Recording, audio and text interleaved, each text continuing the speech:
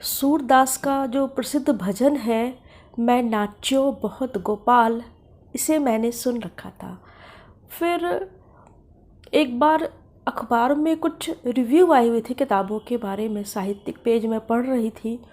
वहाँ मुझे पता चला कि एक ऐसी स्टोरी लिखी गई है इसी शीर्षक से, नाच्यो बहुत गोपाल, जिसमें एक लड़की प्रेम में बावरी होके भंगी बन जाती है। स्टोरी से ज़्यादा मुझे इस शीर्षक ने आकर्षित किया। यह उस समय की बात है जब मैं स्कूल में थी। फिर कॉलेज में आने के बाद मैंने इस उपन्यास को ढूंढा और पढ़ा। ये मुझे बहुत अच्छी लगी। उस समय मैं छोटी थी, इसलिए कुछ जो आंकड़े वगैरह थे, जो रिसर्च थे, वो मुझे थोड़े बोरिंग से लगे थे। और जब मैंने फिर इसे दोबारा पढ़ा आप लोगों के लिए, इसका रिव्यू करने के लिए, तो फिर से बहुत मज़ा आया। हाय फ्रेंड्स, मैं हूँ शैली, आप मेरे साथ हैं किताबें में। दोस्तों, मैं बात कर रही हूँ हिंदी के कालजयी उपन्यास नाच्यो बहुत गोपाल। अमृतलाल नागर ने इसे 1978 में लिखा था। यह बहुत ही प्यारी किताब है, प्रवाहमयी भाषा और बांध लेने वाली स्टोरी, जिसमें इतने मोड़ आते हैं कि आप चमत्कृत रह जाते हैं। यूँ तो यह भंगी समाज की स्टोरी है। भंगी समाज यानी कि मेहतर समाज, या जिसे हम लोग वाल्मीकि समाज कहते हैं। एक समय था जब भारत में छुआछूत अपने चरम पे था। आज़ादी के पहले का समय था वह। धीरे धीरे इसमें बदलाव आना शुरू हुआ, और अब जब आर्थिक समानताएं और अवसर उन लोगों को भी मिली हैं, तो उनका जो रहन सहन का स्तर है वह थोड़ा सा उठ गया है। और अब पहले की तरह शौचालय भी उस तरीके से नहीं होते हैं, जिसमें शौच है वह टीन या किसी बाल्टी में जमा किया जाता हो और फिर उसे किसी व्यक्ति के द्वारा सिर पे रख के फेंका जाता हो। मैला ढोने को बेबस था एक समाज, एक वर्ग, एक जाति, जिन्हें हम भंगी कहते हैं, जिन्हें हम मेहतर या महत्तर के नाम से जानते हैं। इस समाज से रिलेटेड सभी जानकारी आपको इस उपन्यास में मिलती है। इस उपन्यास में भंगी समाज के रीति नीति, संस्कार, उनके मंदिर, उनके पूजा का तरीका, सब कुछ दिया हुआ है। उनके साथ जो शोषण हो रहा था या हुए हैं, उनका इतिहास क्या है, कैसे उच्च जातियां भी आक्रांताओं द्वारा पराजित होने के बाद कुछ लोगों को, उच्च जाति के लोगों को भी मार मार के किस तरीके से मजबूर किया गया कि वे मैला ढोए, भंगी बने। और इसीलिए एक कहावत भी प्रचलित हुआ था कि मार मार के भंगी बनाया जाता है। लेकिन इन सबसे अलग इसमें जो एक कथा पूरे उपन्यास में चलती रहती है, वह है निर्गुण या निर्गुणिया की, जो इस उपन्यास की नायिका है। एक सशक्त स्त्री, एक ऐसी स्त्री जो प्रेम में भंगी बन जाती है, जिसने प्रेम को निभाने के लिए कितने त्याग किए, कितनी पीड़ाओं और कितने संघर्ष से भरा हुआ है निर्गुणिया का जीवन। जब हम इस उपन्यास में पढ़ते हैं तो आश्चर्यचकित रह जाते हैं। अमृतलाल नागर ने इस उपन्यास को लिखने के लिए बहुत मेहनत की। जब हम उपन्यास पढ़ते हैं तो यह हमें समझ में भी आता है कि एक मुकम्मल किताब लिखने के लिए लेखक कितनी मेहनत कर सकता है। 2.5 साल तक वे अलग अलग इलाकों के भंगी बस्तियों में घूमते रहे, और यह घूमना भी सिर्फ घूमना नहीं, सबके इंटरव्यू लेना, और कई लोग जो अपनी जानकारी ठीक से नहीं बताएं, आत्मसात करते, मिलते जुलते, अच्छे तरीके से बात कर सके, इसके लिए उनके साथ चाय पीना, उनके घर में खाना खाना, यह सब कुछ करते हुए उन्होंने इस उपन्यास की सामग्री जुटाई। वह प्रारंभ में लिखते हैं कि उन्होंने एक सूचना पढ़ी थी कि एक रईस ब्राह्मण की पत्नी एक भंगी के साथ भाग गई, और तब उन्हें इस भंगी समाज के बारे में जानने की उत्सुकता हुई, और फिर उन्होंने रिसर्च शुरू की, और जो कुछ भी सामने आया वह इस उपन्यास के रूप में उन्होंने हमारे सामने परोस दिया। हमें मिली एक बहुत ही प्यारी कथा, एक बहुत सुंदर उपन्यास। कथा कुछ यूँ है कि 1962 में निर्गुण का जन्म होता है उच्च ब्राह्मण कुल में। वह अपने माता पिता के साथ नहीं रहती है क्योंकि उसकी माँ नहीं है, नाना नानी के साथ रहती है। थोड़े समय के बाद नाना नानी की मृत्यु हो जाती है। नाना के घर में निर्गुण का जीवन बहुत अच्छे से चल रहा होता है, पढ़ाई लिखाई चल रही होती है, उसके सपने पल रहे होते हैं, वह जीवन में कुछ करना कुछ बनना चाह रही होती है। लेकिन तभी जब नाना नानी की मृत्यु हो जाती है तो पिता उसे लेकर हवेली आ जाते हैं। हवेली एक ऐसा बड़ा सा घर जहाँ वे काम कर रहे होते हैं अपनी ठकुरानी यानी कि मालकिन के अंदर में, जिसे मालकिन माँ कहती है। निर्गुण निर्गुण यहाँ आती है। यह घर रईस है, पैसों से भरा है, लेकिन यहाँ का जो माहौल है वह बहुत गंदा है। वासना इसके कण कण में भरी हुई है, व्यभिचार हर तरफ है और जिसका असर छोटी सी निर्गुण के ऊपर भी पड़ता है। उस घर के जो नौकर है, पुरुष है, वे उसका शोषण करते हैं, यौन शोषण। वह गर्भवती भी होती है और इसके बाद जो मालकिन है वह सोचती है कि नहीं, इससे पहले कि इसकी बदनामी हो इसे निपटा दिया जाए और एक 75 साल के बुजुर्ग ब्राह्मण के साथ उसका विवाह कर दिया जाता है। ब्राह्मण के पास पैसे की तो कोई कमी नहीं थी, लेकिन 75 साल की उम्र और कहाँ निर्गुणिया की 11-12 साल की उम्र, कितना अंतर था। इतनी रूपवती पत्नी को पाके वो जैसे पागल हो जाते हैं और निर्गुण को कैद रखते हैं ताकि बाहर की कोई हवा नहीं लगे, कोई निर्गुण को कुछ सिखा पढ़ा नहीं दे। निर्गुण बस अपने घर में कैद रहती है, एक नौकरानी की तरह घर के सारे काम कर रही होती है। घर में आती है एक भंगिन जो शौचालय की सफाई करती है। निर्गुण उसी से बातचीत करती है, बाहर की दुनिया कैसी है, क्या है वहाँ, क्या कुछ हो रहा है, इसकी जानकारी का स्रोत जो है उसके पास सिर्फ वही भंगिन रहती है।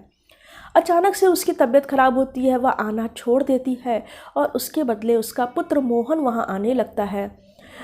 निर्गुण के सपनों को पंख लग जाते हैं, युवा सपने आंखों में जागने लगते हैं और वह उस मोहन के साथ घर से भाग जाती है।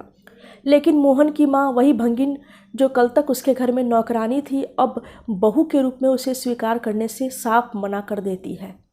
तब मोहन उसे लेके अपने मामा मामी के घर चला जाता है। मामा मामी उसे स्वीकार तो कर लेते हैं, लेकिन निर्गुण को बहुत सताते हैं। यहाँ निर्गुण निर्गुणिया बन जाती है और उसे तमाम तरीके की मारपीट से लेके हर तरीके की पीड़ा सहनी पड़ती है। उन लोगों को लग रहा होता है कि समाज में जो ऊंच नीच का भेद है, ब्राह्मण जो हैं वह उच्च कुल के हैं और हमें इतना सताया जाता है, ब्राह्मणों को पूजा जाता है। तो जब एक ब्राह्मण हमारे घर में आई है और वह भी किसी की पत्नी है, इन सभी जो सताने के कारण उनके मन में जो पीड़ा थी उसका बदला वह निर्गुण से लेने लगते हैं। निर्गुण को बहुत तकलीफ़ें झेलनी पड़ती है। शुरुआत में तो मोहन भी अपने मामा मामी के साथ मिलके उसे सताता ही है। निर्गुण खुद कहती है कि इतनी पीड़ा होती थी, मार मार के भंगी बना दिया जाता है, तो पहले मैं तन से भंगी बनी, उसके बाद मन से भंगी बन गई और मैला साफ करने लगी और भंगियों की तरह मुझे फिर उनसे कोई घिन नहीं आने लगी, यानी कि पूर्ण रूप से मैं भंगन बन गई। लेकिन उसकी जो समस्या है वह यहीं ख़त्म नहीं होती है। उस समय वहीदा डाकू का दौर था। मोहन उनके गिरोह में शामिल हो जाता है और डाकू बन जाता है। निर्गुणिया के ऊपर दुखों का पहाड़ टूटता है। पुलिस उसे परेशान करती है। बसंत लाल दरोगा है जो कि मालकिन की हवेली में उसके टीचर हुआ करते थे, उस समय पढ़ाने आते थे उसे और उसका शोषण करने को तत्पर रहते थे। जो दरोगा है वह तुरंत निर्गुणिया को पहचान लेते हैं और उसे फिर से प्रताड़ित करते हैं, परेशान करते हैं। पति के डाकू बन जाने के बाद वह उसके चाचा के घर में रह रही होती है। चाचा उसे सलाह देते हैं कि रोज़ रोज़ दरोगा से परेशान होने से अच्छा है कि वेद आश्रम में चली जाओ। वेद आश्रम में छूत अछूत का भेद नहीं है। निर्गुण वहाँ रहने लगती है और एक दिन मोहन उससे मिलने आता है। उससे कहता है कि घर आ जाओ, गृहस्थी बसाओ, मैं तुम्हें रुपए पैसे दूंगा। जो चाचा चाची निर्गुण को रखे रहे थे, निर्गुण वहीं वापस आ जाती है और मोहन जो पैसे से मदद करता है उससे गृहस्थी आगे चलने लगती है। लेकिन पैसों के लालच में जो उसकी चाची है वह मोहन का पता पुलिस को दे देती है। मोहन मारा जाता है। निर्गुण पे दुखों का पहाड़ टूटता है। इस बीच उसकी एक बेटी हो चुकी है शकुंतला। अब उसके सामने शकुंतला को बड़े करने की चुनौती है जिसे वह बखूबी निभाती है। वह पढ़ी लिखी है, बाकायदा डायरी लिखती है। वह अपनी डायरी में अपने आंसुओं को दर्ज करती रही है, जो कुछ उसने झेला है, उसके मन में उनका क्या असर है, टूटी फूटी भाषा में छुटपुट तरीके से वह अपनी डायरी में उसे दर्ज करती चली जाती है और भंगी समाज के लिए और स्त्रियों के लिए बहुत कुछ काम करती है। जब लेखक की उससे मुलाकात होती है तब वह 75-76 वर्ष की रहती है और इस बीच उसने बहुत लंबा समय भी बिता लिया है, संघर्ष किया है और भंगी समाज में उसका बहुत नाम है। बीच में ऐसा भी हम देखते हैं कि निर्गुणिया कई पुरुषों के प्रति आकर्षित होती है, तो थोड़ा सा आश्चर्य भी होता है कि यह तो एक तो ब्राह्मण कुल की है, स्त्री है, प्रेम करके भागी थी, पर फिर भी प्रेम कहाँ पीछे पड़ जाता है। लेकिन जब निर्गुणिया की परिस्थितियों को हम देखते हैं तो हमें समझ में आता है कि क्यों ऐसा होता है। वह दूसरों के प्रति आकर्षित तो होती है, पर फिर भी लौट लौट के अपने उसी ठी में आती है और एक पतिव्रता स्त्री की भूमिका निभाने की पूरी तरीके से कोशिश करती है। इसमें वह बहुत हद तक सफल भी होती है। अपने समाज के लिए, समाज में विशेष रूप से स्त्रियों के लिए वह बहुत कुछ करती है। वह कहती है कि इस देश में आज़ादी तब तक नहीं मिल सकती है जब तक भंगी है और स्त्री है। इन दोनों की जो स्थिति है, इसमें अगर कोई सुधार नहीं होता है तो सारी आज़ादी झूठी है। इस उपन्यास का जो कालखंड है वह आज़ादी से पहले से लेकर के इमरजेंसी तक का है और जिस तरीके से दंगे होते हैं, रंगीला रसूल नामक किताब समाज में वितरित किया गया था और उसके बाद हिंदू मुस्लिम के दंगे भड़कते हैं, तो इन सब का वर्णन है। इन सब का जो निर्गुणिया पे या बाकी जो समाज के लोगों पे क्या प्रभाव था, उसका भी वर्णन आपको यहाँ मिल जाता है। निर्गुण कहती तो है कि वह भंगी बन गई है तन से और मन से भी, पर क्या वह ब्राह्मणत्व से छूट चुकी है? शायद नहीं, क्योंकि जब उसे मंदिर जाने का मौका मिलता है, एक वैष्णव के घर में मंदिर में पहुंचती है, ठाकुर जी की मूर्ति देखती है, तो उसके अंदर का ब्राह्मणत्व जाग जाता है। उसकी आंखों से अविरल आंसू बहते हैं, क्योंकि भंगी समाज में आने के बाद इस तरीके से वह किसी के घर में, उच्च कुल में मंदिरों के दर्शन नहीं कर सकी थी और उसके मुख से श्लोक निकलने लगते हैं। वे श्लोक जो कभी ब्राह्मण रहते हुए उसके नित्य पूजा पाठ में शामिल होते थे, इतने सालों तक उसने उन श्लोकों को अपने हृदय में रखा हुआ था। एक तरफ निर्गुण गालियाँ देती है जिस तरीके से आम भंगी महिलाएं देती है और उसकी भाषा भी उन्हीं की तरह हो जाती है। दूसरी तरफ उसके मुख से संस्कृत के श्लोक फूटते हैं और उसकी डायरी में उसकी स्थिति का वर्णन रहता है, जो कम से कम इस उपन्यास के लिखे जाने तक सामान्य रूप से महिलाओं में नहीं देखने को मिलते हैं।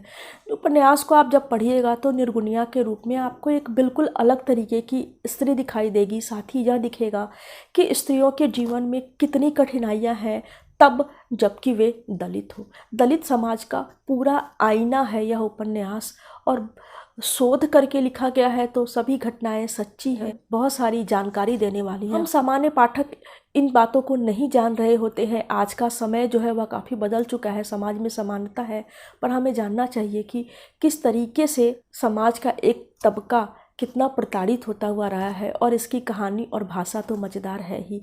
एक क्लासिक, उम्दा और बेहतरीन किताब आपको पढ़ने की इच्छा हो तो आप इसे निश्चित रूप से पढ़ सकते हैं, नाच्यो बहुत गोपाल। पढ़ने के बाद मुझे बताइएगा कि यह आपको कैसी लगी। मिलती हूँ मैं अगली वीडियो में अगली किताब के साथ। बाय।